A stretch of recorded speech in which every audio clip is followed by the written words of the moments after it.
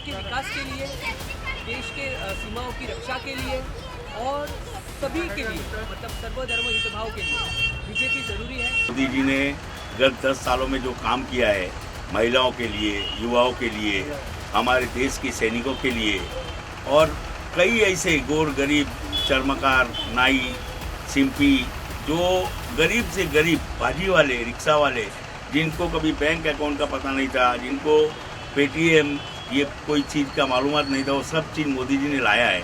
लोकसभा चुनाव को लेकर देश भर में माहौल जो है कहीं ना कहीं गरमाया हुआ है।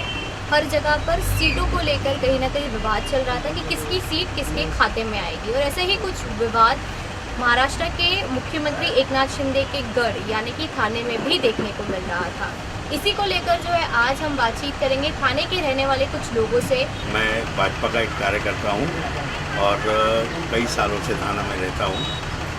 कई इलेक्शन देखे मैंने, लेकिन ये पहली बार ऐसा देख रहा हूँ कि थाने में लोकसभा सीट के लिए उम्मीदवार जो उबाटा ने और पवार गट ने राजन विचारे को डिक्लेयर कर दिया है, लेकिन ये मुख्यमंत्री एकनाथ जी शिंदे साहब का गढ़ होने की वजह से यहाँ पे अब तक शिवसेना, राष्ट्रवादी और जो भाजपा का गढ़ कहा जाता है उनका कोई अभी तक उम्मीदवार घोषित नहीं हो रहा है। यही सबके मन में एक कन्फ्यूजन है कि राजन विचारे के सामने ऐसा कौन सा उम्मीदवार देवे जो राजन विचारे की टक्कर में खड़ा हो सकता है। लेकिन जब 2 बार राजन विचारे चुन के आए तब वो युति में आए और पूरे भारतवर्ष में सबसे ज़्यादा मत से चुन के आए हुए राजन विचारे हैं और लास्ट 10 साल से बहुत ही अच्छा काम कर रहे हैं। तो उनके सामने एक टक्कर का कोई नेता खड़ा होवे ऐसी एकनाथ शिंदे की इच्छा है, जो अब तक थाने में कोई डिक्लेयर नहीं हुआ। बहुत सारे नाम हैं, जैसे संजू नायक हो जाए, संजय केतकर जी हो जाए, प्रताप सरनायक हो जाए, बहुत सारे नाम सामने आ रहे हैं। एक कार्यकर्ता होने के नाते आपको क्या लगता है कि कौन सा उम्मीदवार होगा जो टक्कर राजन विचारे के सामने टक्कर के साथ खड़ा हो सकता है? राजन विचारे के सामने टक्कर का उम्मीदवार एक सबसे वाइट कॉलर अगर कोई कहा जाता है तो वो है संजय केतकर जी। और दूसरा जो लोकसभा एक बार चुन चुके हैं, जो चुनाव लड़ चुके हैं, वो है संजीव जी नाई, जिनका हर धर्म, हर समाज से इतना ही जुड़ाव है, जो इस इलेक्शन में, लोकसभा के इस इलेक्शन में जहां मोदी का नारा है 400 पार, उसमें वो जरूर राजन विचारे को टक्कर देने के लायक है। आपको लगता है कि आने वाले वक्त में ये जो कुछ भी मतभेद चल रहे हैं वो दूर हो जाएंगे और एक चेहरा है जो वो जल्द से जल्द सामने निकल के आएगा? ये होना ही चाहिए, क्योंकि पब्लिक के अंदर कन्फ्यूजन बहुत है और ये ना हो ऐसा तो हो नहीं सकता है। कहीं ना कहीं तो ये मतभेद एक होना ही पड़ेगा और एक होंगे तभी महाराष्ट्र का विकास होगा। और क्या आपको लगता है इस बार लोकसभा चुनाव में मोदी लहर देखने को मिलेगी?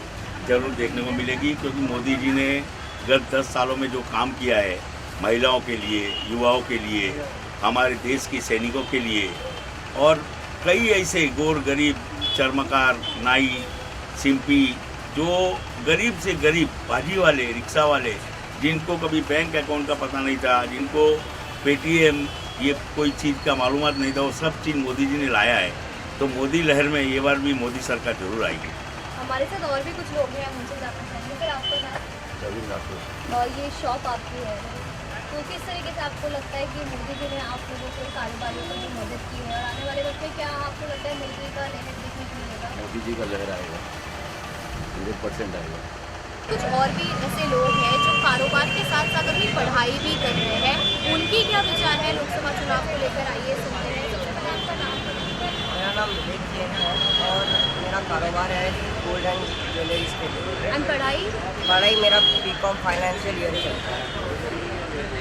तो क्या कुछ विचार है आपके आने वाले लोकसभा चुनाव के? आने वाले लोकसभाओं को लेके ये विचार है कि इस बार भी मोदी की ही लहर आने वाली है। और क्योंकि जैसे हम देख सकते हैं कि जैसे पीएम अच्छा कर रहे हैं, स्टूडेंट्स के लिए अच्छा कर चुके हैं अभी तक वो, और उन्होंने आने वाले लोकसभा के लिए बहुत कुछ सोचा है। जैसे कि अभी थर्ड इकोनॉमिक वो बोल रहे हैं, थर्ड लार्जेस्ट इकोनॉमिक बनने वाला है, बन जाएगा तो अच्छा है। ऊपर से गरीबों के लिए उन्होंने बहुत कुछ किया है।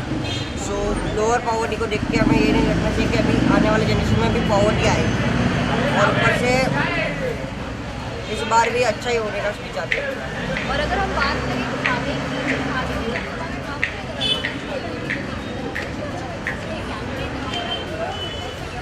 आइडिया नहीं है हमें भी इसका आज तक।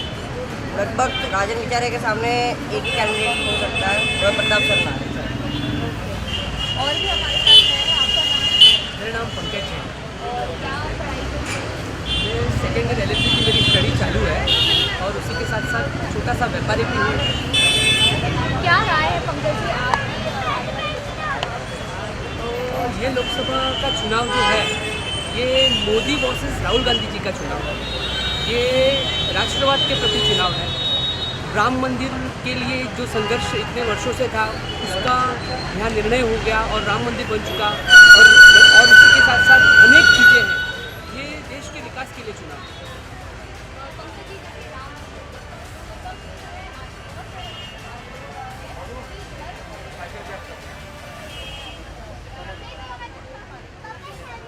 यह कोई धर्म के प्रति एजेंडा नहीं है। बीजेपी ने कभी विरोध में कोई किसी के धर्म के बारे में बात नहीं की है। सिर्फ इतना ही कहना चाहूँगा कि देश के विकास के लिए, देश के सीमाओं की रक्षा के लिए और सभी के लिए मतलब सर्वधर्म हितभाव के लिए बीजेपी ज़रूरी है। और साथ ही साथ रही ठाणे लोकसभा की बात, और ठाणे लोकसभा में भी कुछ इस तरह हम बोलना चाहेंगे कि हमें राजन जी विचारे को देखकर या कोई उनके सामने कोई और है उनको देखकर वोट नहीं देनी।